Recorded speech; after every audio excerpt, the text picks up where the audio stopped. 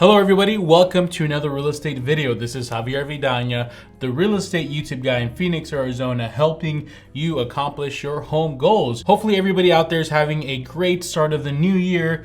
2020 has been pretty interesting, especially on the real estate side. Here's what's going on. Yes, buying a house usually is always pretty tough. It's a pretty challenging thing, but what I've noticed recently, especially in my area, it's gotten a little harder for a starter basic family to find a starter basic home.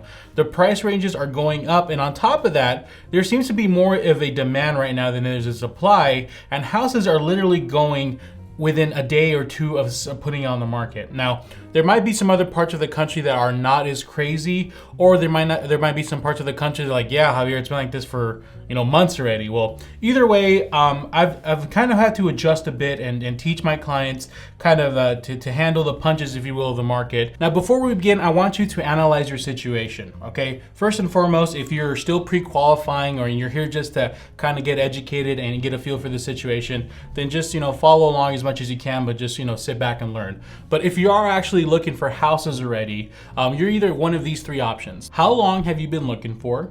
How many new houses do you get every week or weekend? Now, depending how you answer these questions, you're in probably, I would say, three categories. Now, I know I am famous for my simplification of everything, but clearly you might be an alternative category. There's plenty of others, but really, if I break it down, there's three options for you, okay? The first option are people who have qualification and there's low houses, like very little houses coming out per week or weekend, and they're not looking at many because there's not really many options. And if anything does pop up, it sells so fast and they're competing against cash buyers or something crazy that they're just in a hard situation. So for example, here in the Phoenix, Arizona area would be if you're looking like at $100,000 to $200,000 range, which crazy because 6-7 years ago that would get you a nice house. Now it's really hard to get something in that price range. If you're in this situation, this video is going to be great for you, so stay tuned to that. The second possibility I see is not necessarily next, but on the other side of the spectrum, where you're getting an abundant amount of houses every week or weekend. Not only that, but your starter search gives you like 30-50 options already. So this means you probably qualify for a decent amount, and the houses in that price range are giving you plenty of options. In this situation, this video might help you a little bit, but you're more inclined to look at other options of how to get your offer accepted, and how really you need to be out looking at houses, because when you have all these options, you have the luxury to really almost enjoy your home search. You can go and look at different varieties, figure out if you want a certain square footage, figure out if you even want a pool or you don't want a pool, figure out if you get the pool, you get less house. Is it better to get a bigger house? Is it better to go 2-story, 1-story? This is where you get to enjoy it and go look at plenty of options, and you're gonna have a lot of opportunities to make offers, meaning if your offer doesn't get accepted, it's all right because 5 or 10 other houses will pop up the next weekend. So, enjoy the process. This video is probably not for you, but watch it in case, just to support me. But I think there's other videos I made that would help you a little more, like getting your offer accepted. Now, in the middle, there lies this healthy medium of both. There might be some houses that come out every other weekend or weekend, maybe 2 or 3. But when they come out, it's so competitive that there's just like, you find yourself finding yourself in a multiple offer situation, 5 or 10 offers at a time.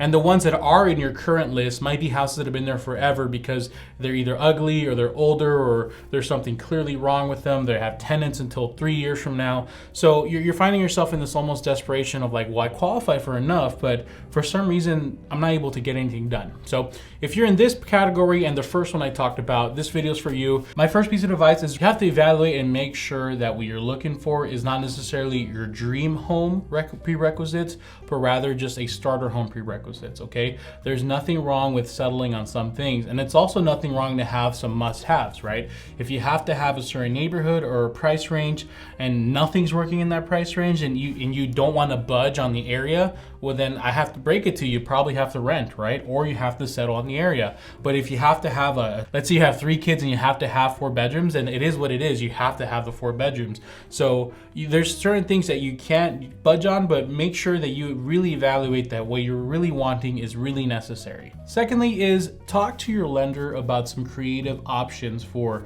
bumping up your pre-qual just a little bit. Now here, let me explain myself before you throw a tomato at me. A lot of times when our lenders do do mock pre-quals or like mock estimates, they like to overestimate on things, especially the monthly taxes and the HOA. Now, you might have a payment of, let's say, $1,600 for a certain price range, and nothing's popping up in that price range. So you might have to come up, you know, 10 or 20,000, which is crazy because you'd be surprised, especially if you're like at the cusp, like if you're only qualified up to 300,000. And you bump it to 310, for some reason there's like a lot more that pop up, and that's because sellers always overestimate on the value of their house. If the house is sold for 300,000 in the area, they're going to want to list it at 305 or 310. Maybe the area you're looking for doesn't have an HOA, and that estimate that for the monthly payment that they had is too high because they calculated a $60 HOA.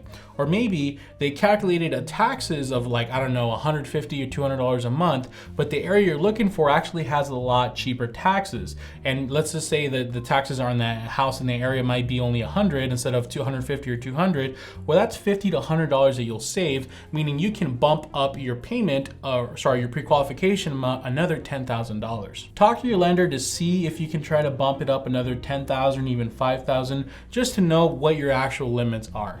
And if they don't know, they say, well, I can't tell you, we'll look up a house that's a little more expensive than what you're looking for now and say, I want you to calculate the payment for me and see if this works for my qualification.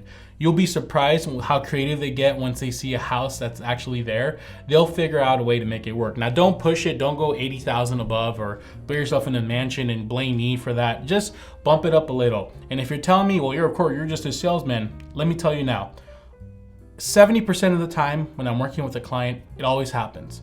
They always want to try to get cheaper, and once they see what cheaper is, then they say, you know what, let's bump it up another 10 or 20,000. I can pay another $50, $100 a month. It always happens. So save yourself the time and hassle now and just do it now. Just trust me, it always happens. Another piece of advice is something that a lot of my clients are recently been doing. Shout out to Jessica and her sister. She recently proved me wrong. When I first met with Jessica, you know, she wanted a certain price range, and I said, you know, maybe if we go in this area, we can actually get a house. And we ended up finding this beautiful townhouse in a great area that she was looking for. And it doesn't even feel like a townhouse. It feels like a really nice house. Start exploring some alternative options. Now, you can do this by adding a townhouse in your price search. You can try condos, but the HOAs are usually a lot higher. Don't be afraid to explore different options on the type of housing you're looking for. Manufactured homes are also pretty decent sometimes. And by doing that, then you give yourself a lot more options to kind of see if you can buy something a little more high quality, and that won't be necessarily a house, but if this is a starter home, that might be okay. And especially if other houses are going up so much higher that you can't compete, then, you know, selling for a townhouse might work as well. And my final piece of advice is do not be afraid to look at the outskirts city. Now, Phoenix is kind of all jumbled up, and there's a bunch of cities entwined, as I'm sure a lot of cities are. But we have some that are a little on the further outskirts that are, let's say here to an outskirts city might be another 20-30 minute drive. So if you're okay, if you work in the city or in the suburbs area and you want to buy a house in the outskirts, if you're okay driving the extra 20-30 minutes, consider that as an option. Usually they're a lot cheaper. Like we're talking now, like in Phoenix, there's Maricopa, which is like probably an hour to 2 hour drive sometimes with crazy traffic. Now you can buy a super cheap house over there, like 150 to 200,000. It'll be a giant 4 or 5 bedroom house, remodeled, everything beautiful, right? Now that's extreme. If you want to go that extreme, you're okay living far away, go for it. But there might be some alternative outskirts cities that aren't so far. Queen Creek, Santan Valley, and the East Valley, and the West Valley, Buckeye. There's a lot of different outskirts cities that are still kind of in the city. It's just gonna increase your drive time up slightly. If you open yourself up to that possibility and you're okay driving, it's really worth your time and money if you are spending a lot of time at home. Now, if you work all the time and you can only go into home to sleep, maybe not the best, but if you have a family, your wife, your husband, your kids are at home most of the time, you want them to be in a more decent, more safer neighborhood, and you don't want to settle for being paying the same price in the city where you have to worry about those things, it's a really good option for those folks. Now, you might save yourself $30,000, $40,000, which would be great, but make sure you're ready for that driving commitment. There might be future freeways on the horizon. There might be future plans for who knows what or the other, but really buy this house with the anticipation that you're gonna be driving more.